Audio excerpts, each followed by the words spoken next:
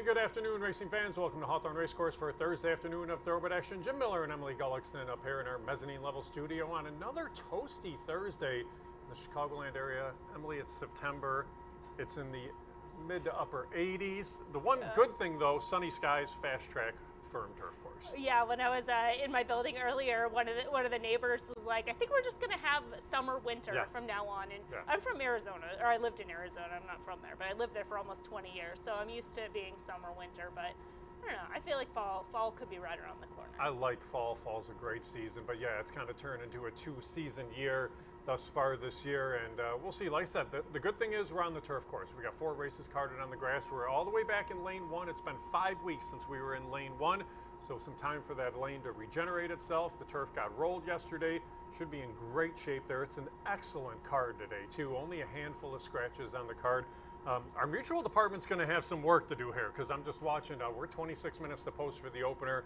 Horseshoe Indianapolis and Belmont at the Big A both just crossed the finish line. So there's going to be a lot of races stacked on top of one another to open the day. And then we'll see how things kind of unfold as we get going throughout the course of the day. But don't be surprised if maybe things go a little bit quick for races 2 or 3. Kind of try to jump ahead of those tracks, I would expect. Yeah, absolutely. And the type of card, and even in the simulcast area, I think it's okay. It just really has to be a matter of the horses being able to get over to the paddock, because, you know, in the digital age, you're just watching the board and waiting for post times and getting a look at the horses. So we should be able to make it through. And like you said, it's a very good card. Excited for the turf racing and to see how the turf course plays with that rail position. Yeah, the rail went from all the way out to all the way in. And when it's all the way out, it's definitely more of a speed and inside type of course. When it's all the way in, it does play much more evenly. 3 of the 4 races are 5.5 furlong sprints too, so we'll have a really good idea by that 3rd sprint kind of how the course is played for those as well. But again, good card from top to bottom. Let's jump into the racing action today and take a look at the 9 races. Race 1 starts the early pick 5. We go 3/4 of a mile in the first, Emily. 62.50 maiden claimers. Scratch the 5. Sitting on a beach, the 3, the J Factor. I laid as the 4 to 5 favorite. That's what it's sitting at right now. I guess that's who you have to start out with and kind of work from there. How do you see race 1 unfolding? It's very similar. I mean, you start with the J Factor. Obviously, can be some concerns when you have that layoff with the drop. At the same time, from a number standpoint, this should be the spot to get the job done. Can also be a flow upgrade from that July 29th race. It was hard pushed out of the gate, and then part of that fast early pace. So makes a lot of sense in here. Might find some pace pressure with some of the others. I gave a little bit of a look to Draw McQueenie, another one that's going to take that change. But I like that there's a work sense. I think that's very positive, as well as Centeno remaining aboard, as well as number 6 Arrington, who's getting a lot of attention right now at 3-1. Arrington, most experienced maiden in this field, but does like it here at Hawthorne. Yeah, Arrington definitely does like it here at Hawthorne. Like you mentioned, though, the J Factor is one of those that I think just kind of trips out. You got the class edge, you're dropping in class, you're looking for a victory, you pick up David Cohen, everything kind of lines up, and we'll just kind of see how things unfold. It's interesting here, though, too, because we were just talking with our mutual department and even doing it on air, and I'm getting some notes, because it's great when you coordinate with other racetracks. So I just got a message actually from the folks at Horseshoe Indianapolis that they're going quicker right now. Oh, great. So they're going to be 5 minutes ahead of us right now. Excellent. And it might just kind of be able to kind of break things up throughout the course of the day. So you'll have Horseshoe Indianapolis going first, then us, then Belmont at the Big A. So I think things will line up rather nicely throughout the course of the day, just to see how things unfold on this Thursday afternoon. It's nice when there's communication and people working together. I was just about to say, it's very good when it's for the greater good. Everybody works together, and we don't look silly like when there's, you know, kind of a quiet afternoon and everybody's running at the same time. So right. Definitely like the coordination and the teamwork. And you always know that delays can happen and things along those lines, and that, but at least best laid plans. And as I look right now, coming up to the 3rd at Horseshoe Indianapolis, they're just 18 minutes to post with us at 23. It should fall rather nicely for our first, and then sometimes New York tends to take a little bit longer. Yeah, probably move up one that has some early speed. Looking at the plot, should have a clear pace advantage, but like you said, there's a lot of horses that are very similar on form and class and speed figures. Everything can kind of change a little bit in here. I had to use that one. I went to number 7 Verrazano in the Sky, where trip is going to be key, but getting that extra half furlong is going to be crucial. Looked like they needed the race last out, broke a little bit slow, has numbers that fit on par. I had the same distance concerns as far as Temple Fool, number 4, who would fit otherwise. And then trip is also going to be key for number 9 Poncho Attack, one that with some of that speed coming out might have to just stick around a little bit closer. It is a tricky race, and getting a look at the projected doubles, it's hard to see who's going to be favored too. Yeah. There's like one of 5 horses. Didn't even mention AP Blazing Green being one of those that's taking some money. Well, and that's the thing, because you had mentioned 3 horses before that horse. There's 3 other horses that I Yeah. completely have in the mix. I mean, I thought AP Blazing Green could be in the mix. We both mentioned Temple Fool. I think JJ Solution at a long price off that last out is another one that could get in the races.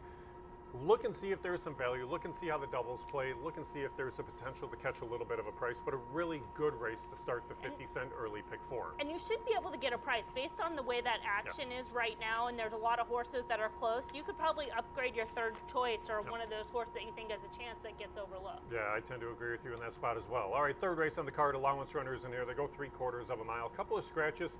Take out the 5, Willie Bird. Take out the 6, Joe the Taylor. But both Armando Hernandez and Larry Ravelli had another one in here, as Hernandez had Lundberg. Ravelli had Where You At, Vince. I still think there's a decent amount of pace in this race. I ended up with Call Me Iceman. How do you see things for the third?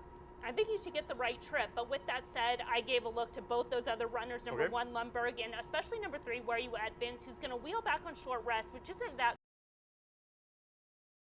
They think a lot of this horse because he was crossing in a grade 1 race at Kentucky Downs, so that's got to be what, a $10 million race? It sure seems like it the way they're going with the purses. Yeah, at least a couple. You know, at least they have a lot of intention to just show that if you're going to run in a grade 1, you're at least hoping for a share. They ended up running an allowance race that had the winner of the race is a 45-to-1 shot that came from off the pace, so it upgrades Where You At, Vince in here.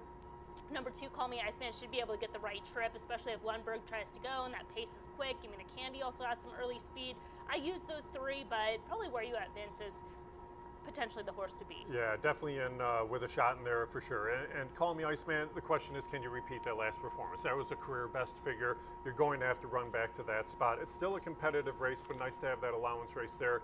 Race number 3. And we follow right up in race 4 with another allowance race here. Scratch the 1, Jocelyn in this spot. Scratch the 7, Chloe Attack. Leaves you with a field of 7. Die Surprise from the barn of Ravelli. Right now, your 7-5 morning line choice. Joel Campbell had also entered Smooth Justice, who does remain in this race. This is a race where I kind of tend to think Die Surprise probably is going to get the job done, but a lot of those races coming on the grass as well. Yeah, I keyed off a common race back on March 31st, which is the debut for Die Surprise, which was on the main track. It also featured Absolute Miracle, and at least just shows that Die Surprise handled the dirt. It was just in against more experienced rivals that day, needed the race, has moved forward. I think it's as good a time as any to come back to the main track. Absolute Miracle was that sneaky, not quite entered main track only, but they were looking at the weather reports. We'll see how Drama Queenie runs. It's one of the barn made in one of the earlier races. I think those 2 are the way I'm going to key off of. And I can even make a case for number 6, Secret Operation. I was just concerned about the value because she's been double-digit odds, good prices, made the case for her then. Probably just going to be shorter today. So that's where I'm just kind of on the fence. I got to see what the board. I picked her second. Yeah, I thought she had a big shot as well. Rachel Slavinsky, a good ride aboard her in that last out. I think the horse is well spotted here. I think the horse can handle the main track just fine. And like you said, it just kind of comes down to value. I laid the horse at 4-1, probably a second choice there in race number 4. Race 5, back to the turf. This is the end of the early pick 5. This is the start of the late pick 5, 7.5 on the turf. And in this spot, you get a field of 10 to line up in here. I laid Get Out of My Kitchen, the favorite on the outside from the barn of Manny Perez at 7-2. Try Best at 4-1. I took a stab in this race. I ended up on Cowgirl Frankie. It's been a long time, 10 starts since this one's been on the turf, but I'm going to take a shot there. Who'd you go to in race 5? We're samesies. I went with number 6, Cowgirl Frankie. She's one I've always waited for to get on the turf. The turf races last year were sneaky good. Has the form coming into this race. I think a run style fits today's race shape. That makes a lot of sense in here. Yeah, I'm with you. I think we get a square price. There's a lot of horses in here. It's kind of like race 2, where there's many horses you can make a case for that makes sense. Maybe she sneaks away. Number 9, Royal Laughter, also finds some positive changes coming back off that 159-day layoff. Another one that should be able to handle the turf as well, keying off the prior form. Yeah, I picked Royal Laughter second in here as well. Cowgirl Frankie, the thing is about her, she's run some races decent on the main track as well, which is why you see races at FanDuel, races here early in the spring, races during the summer. You finally kind of find that spot where you fit, you can get back on the grass, and like you mentioned, the numbers are so much better on the turf for this horse.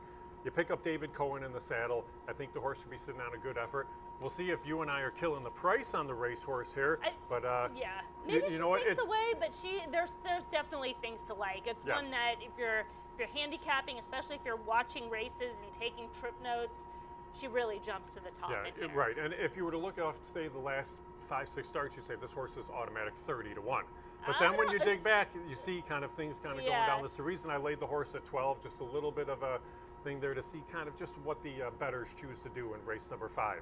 All right, race 6 today, a couple of changes. Make note the 1 Viniski does not run for the claiming tack, and on the 10, Blue Norther make the rider Israel Hernandez in the spot.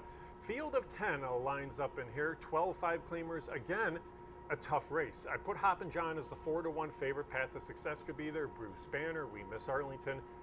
I did end up with Hoppin' John on the class drop today, but this is another race where you have the potential to look to numerous horses. Yeah, absolutely. I have Hoppin' John in the mix. Bruce Banner, another one that just should be able to get the right trip, maybe has a little bit more tactical speed and is able to get the jump. Path to Success. I like the changes in here. Reclaimed by Eduardo Rodriguez. Positive sign. They campaigned this runner all the way back since 2022. So jumping back in, waiting for him to get the drop in class. David Cohen aboard from the higher, he was aboard for those higher claiming races. So I think there's a lot of intent there to move forward. And you call it Vaniski? Vaniski, is that number 1? Yeah, not running for a tag? Not running for a tag, yep. I call this one Vansky. There you go. Mr. Vansky. All right, what's Steve Simonovich refer to the horse as? That's going to be the question more than anything. To me, it's this horse for years has been Vansky. Coming off the layoff there, it's a long layoff for that horse too. How many days? 307 days. A lot of time for that horse to be away, and a horse that should be in the mix. Absolutely. I think it's positive that they're not going to run for a tag. Yep. A lot of versatility as far as surface, can handle the synthetic, the turf, and even on the dirt, I think can be dangerous from the rail because they have early speed. Yeah, another good competitive race there for the 6th. And the 7th, back to the turf. 5.5 on the turf. Maidens in the spot. Field of 10 lines up in this race. I laid License to Steal as a 7-2 favorite. That's where I ended up in here, but you have 2 block runners in here. You have Diamond D, who's run fairly well, Red Rizzler. Brody, I didn't know what to make of with the move to turf, so it's kind of some horses that have handled the turf, some horses that are trying the turf, and some changing in distance. But we do know that Chris Block has been exceptional with grass horses all meet long. Yeah, absolutely. I gave it number 8, Anger Rising, actually the slight edge. I liked the race last out. I think it made a positive pre-race appearance. Pressed the pace in there. I was down on the inside, so it might have been on the better part of the track, but caught some good rivals. Vandalorian for Vandenberg's a good runner. They ran a decent race out at Churchill last out, and then Azoy, the 3rd place finisher, was also shipping in at that time. I think Maury or Mosier, something like that for Azoy. So being right in between, and License to Steal, I've been looking for turf all season long. Finally got it. The race shape last out was pretty extreme. The front runner cleared early. Pilkington was a heavy favorite. Ended up winning that race. So no knocks on either of those runners. As far as number 5, Brody, I like the move to the turf. Following this one, watching those races, looks like a turf horse, so I have no issue with that surface switch. Yeah, Brody definitely can be a factor. I mean, they took a couple stabs at Keeneland and held their own back in the spring too. So that's a horse that definitely does have a little bit of ability. And Lone Return, even on the outside, has run some solid races on the grass and could catch that horse at a little bit of a price. Race 8 today, $5,000 claimers, non-winners of 2. Lifetime, they go 3/4 of a mile in here. It's a field of 9 in this spot. Alibi Ike is kind of the question mark for me, along with Red Moscato, because they're both taking such drastic class drops in this spot. For me, I ended up on Mining Camp because it was a little bit better move, but there's a lot of horses that are kind of plunging in here that you figure are going to take a lot of action. I don't mind the move with Red Moscato so much because he was at the 5,000 non-winners at 2 back, ran a winning type race with that 2nd place finish. So then, take a shot, step up in class, see what happens. Doesn't work out, you come right back down to where you're competitive. So that makes sense to me here, going king off that August 8th race. And then really the same thing for number 5, Alibi Ike. The drop is a little bit further back, but they claimed him for 7,500. He's won since, he's picked up checks. Now he's coming back off the layoff. It's at the end of the meet. All those factors together, I don't find the drop as suspicious, but it definitely, I had to do some work to be like, okay, what's going on here for those same reasons. And I think number 3, Stolich, one that's run some good races from time to time, can get a share. Might be a little bit tough to make the win case for, but should hold the double-digit odds. Yeah, the one thing this race doesn't have is a ton of pace. Send him down the road shows a little bit of speed from the 7 hole. I think Mining Camp maybe stalks the pace in here and can try to pounce in the lane. Alibi Ike, like you mentioned, this horse was claimed for just 7,500, and then kind of worked their way up, kind of work your way back down. Another race that I'll just be curious to see kind of what the wagering action is there in a race number 8. Then in the finale, Starter Company on the grass, 5.5 in here. It's a field of 8 to line up in the last. Channel 1. Good old hard knocker, the 10-year-old gelding, 16 lifetime victories, 15 of them on the grass, is the horse I laid as the 9-5 favorite. I think they're the one to beat. There are some other pretty tough turf sprinters in the spot, but I think everything kind of starts with Channel 1. He's very legitimate in here. He's been in form, top form for this 10-year-old. Love to see it. Fits in the turf sprints, has tactical speed, finishing ability, so checks all the boxes. To me, I had to go to number 3, Pinballer. Had to take a stab that this would be the time. He's got some varied form, was waiting for the turf, and the turf trips this year were not ideal. The race shape wasn't ideal. I think they can get the right trip in here. And while I respect, we'll use Channel 1 in here, don't have any, knocks as the favorite. I just think today is going to be the time to try to get creative, try to get the trip with number 3 Pinballer. But I'm going to use number 1 as well, Graham. I picked him third in there. He's going to be a decent value too, which is definitely worth looking towards. Rachel Slavinsky aboard for D. Polis, but a horse that's been good on the grass as well. All right, that's how we see the 9 races today. Let's flip back to the opener. Take a look at the field of 4 of the first, as in the opener, get a field of 5 to line up. We go 3/4 of a mile, scratch the 5, sitting on a beach. In the spot, 62.50 maiden claimers, 3 to 5 on the 3, the J Factor. We welcome Brad Rainwater back to Hawthorne. He was the guy that trained horses here for some time. He's coming back with his first starter out of the meet. And the J Factor horse that was racing at Horseshoe Indianapolis against the better company. But Emily, this is a horse that sure looks like he should be pretty tough in this spot today. You do see the front wraps on here for the first time. Yeah, that is definitely notable, along with the drop and the time off. Can be some reservations there, but as far as the numbers, they've been consistent each and every start, and those numbers stand up quite strong in today's group. He's also a flow upgrade coming back from that July 29th race at Horseshoe Indianapolis. That was 2 turns on the turf, where they were hard sent out of the lead against the flow, was down inside before losing ground, and the rider wrapped up late. They went very fast early, very fast late, and even going back to his debut all the way back in November 18th of 2023, broke slow, but then ended up chasing a pretty fast pace, showing some run in spots. I just think with the time off, everything coming together, and especially as you mentioned, coming back to Hawthorne, could be looking for some success right off the jump. Definitely the horse to beat. And the opportunity possibly to sneak by without getting claimed in here, because you are coming off that layoff and some poor performances. So we'll see if anybody does drop on the J Factor. Right now, your favorite here at 3 to 5. At 3 to 1 on the inside is the one Sweet Smila, Orlando Mojica. It's a horse that I think could be this is a horse that could show speed. It's a question of if they can clear Drama Queenie, because I don't know if they can. Drama Queenie can show speed as well, but Sweet Smila should be 4th placed, made the top in that last out, wasn't able to hold on late. I'm guessing they send from the inside. What do you think? I think so too. I think they're going to try to send. She made a very easy lead in that September 1st race. They went pretty average for the level, so not too fast, not too slow, pretty average pace. Will be on the inside. The thing with Sweet Smila, she's at the point where what you see is what you get out of her. She runs kind of the same race every time. Really haven't seen much in terms of improvement. That could be a little bit of a concern, especially if the J Factor runs back to her races. Sweet Smila just might not be fast enough. Some of the others that are a little bit under the radar, but you know what you're going to get from Sweet Smila. Early speed. We'll see if it's enough to hold late. Yeah, and that's what we're going to find out here. Is she could have some company up front. Now, you mentioned how the 6 Arrington likes this Hawthorne strip, and Arrington's getting some backing on the board right now. Currently at 9 to 2 on the board. Uriel Lopez aboard this runner today for Antonio Miraz. Lopez rode last out. It was a 3rd place effort, not a bad effort, and that was at a much longer price than what you're seeing today. Yeah, that's to be expected. She was giving up some recency off the 45-day freshening, had some form that wasn't her best coming back from that July 18th race. But you can go all the way back to even her 2nd career start, which was at a maiden $20,000 level in open company. She finished a good 2nd. She earned a strong figure. Had some time where she was at Horseshoe Indianapolis. She is an Indiana bred, but she's run some of her better races here. Last year, they were running a little bit longer. This year, coming back off the layoff, she was racing into form, then had that incident at Horseshoe Indianapolis, and I think just needed to reset, but makes a really positive appearance in here. I think she's going to run a big race. She might just catch the right group, and we start to see this late in the meet, that a lot of these long-time maidens all of a sudden just find the right group and they win, and this is the time. And you think about that, she was 4 to 5 in that spot too at Horseshoe Indianapolis when she lost the rider at the start there. So there was a lot of thought that that was going to be the day for Arrington. Now the 4 Drama Queenie is 8 to 1. Alexis Centeno aboard this runner today for trainer Louis Roussel. We know the horse has some speed. It's just a question of stamina more than anything, and I wonder if it's a question of company too, because they have been facing tougher.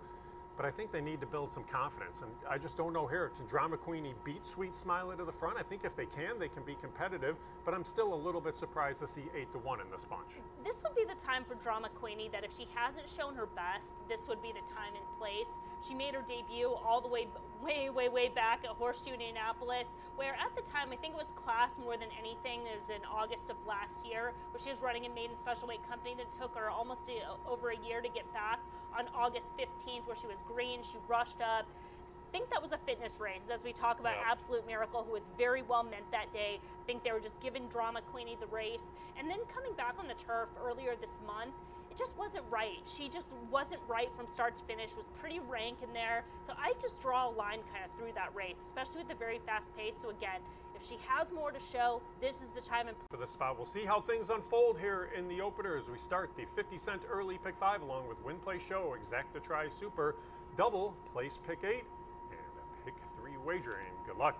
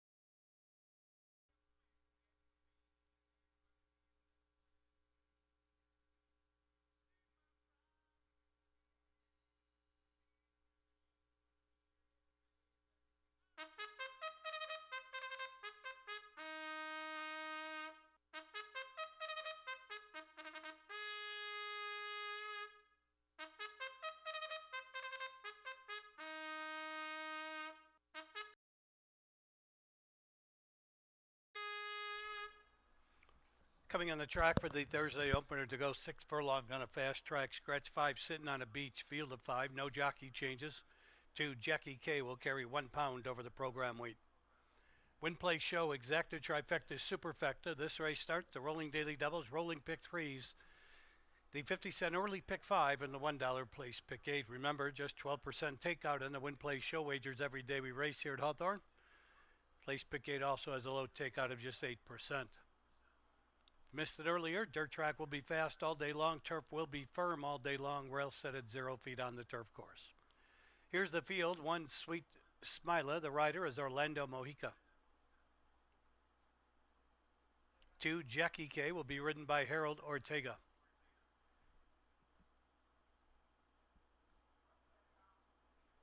Number 3, the J Factor, David Cohen riding.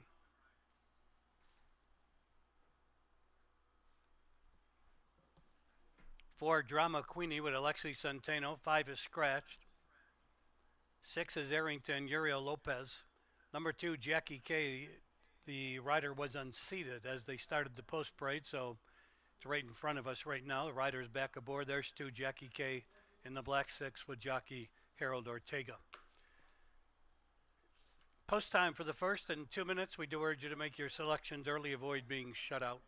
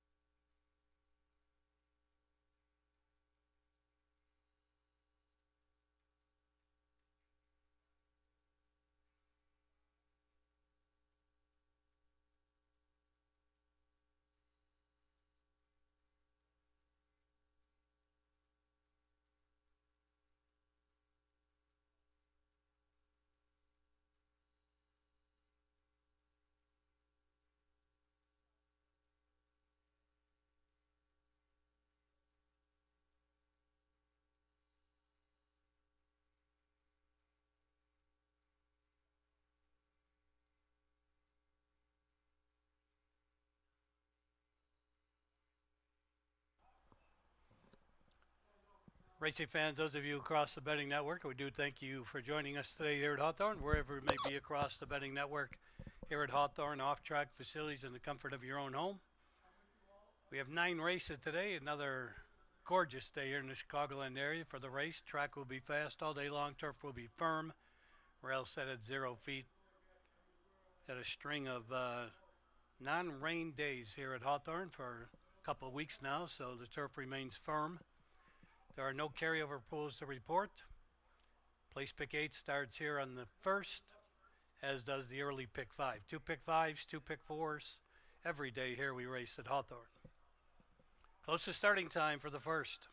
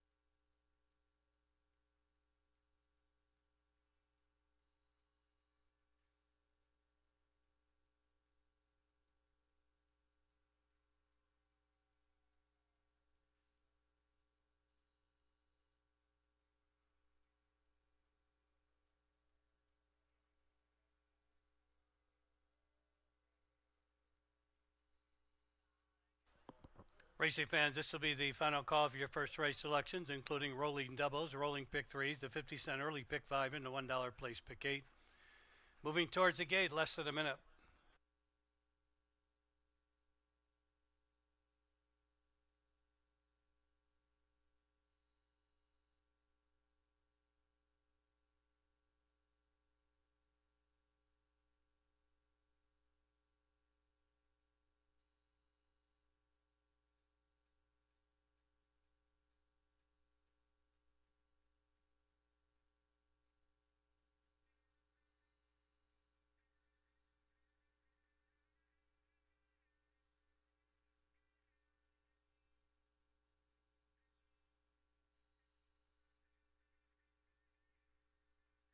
Racing fans are at the starting gate for today's first race here at Hawthorne.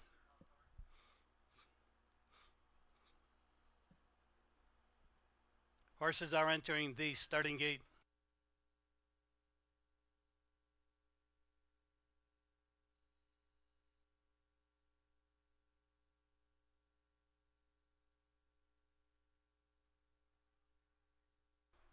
Last 2 to go in, the J Factor and Arrington.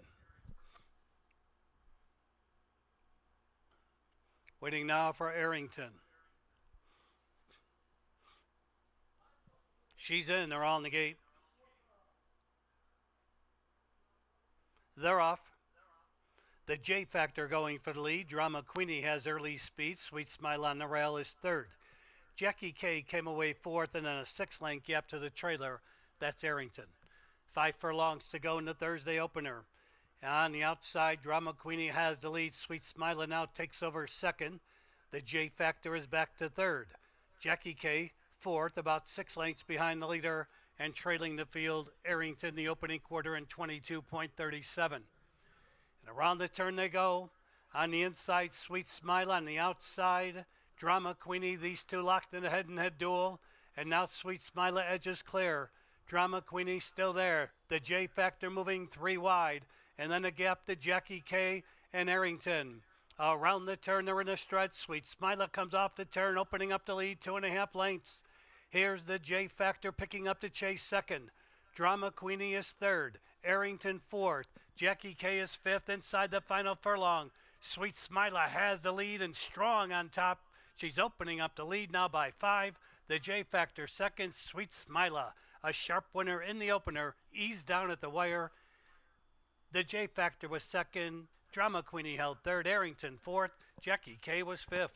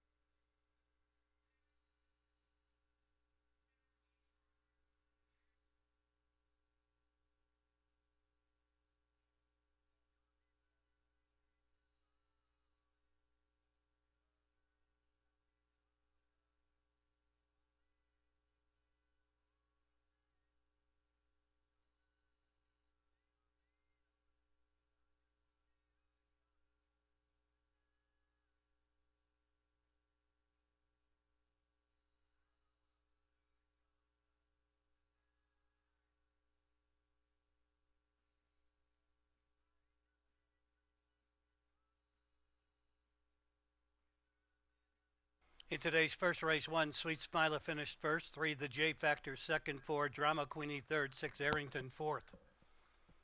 1346 is posted. It's unofficial. 112.93 the running time. In the winner's circle, here's number 1, Sweet Smiler.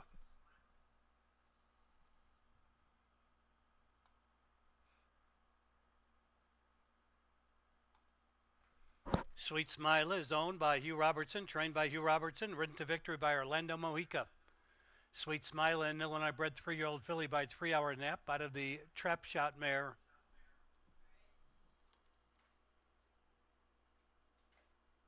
Smiler's Sense of Snow. Sweet's first turf race of the day. Turf is firm, rail set at 0 feet. Win, play, show, exacta, trifecta, superfecta. This race starts another daily double, another pick 3, and today's 50-cent early pick 4. Here are the changes in your early pick 4 races. In this second race, scratch number 10, Late Blacksmith. Scratch 10, Late Blacksmith. No jockey changes or overweights. Third race, scratch 5, Willie Bird. Scratch 6, Joe the Tailor. Fourth race, scratch 1, Jocelyn. Scratch 7, Chloe Attack. Fifth race starts a late pick 5. There are no changes. Post time in 20 minutes at 2:39. 20 minutes to wager on the early pick 4. In all cases, make your selections early. Thank you.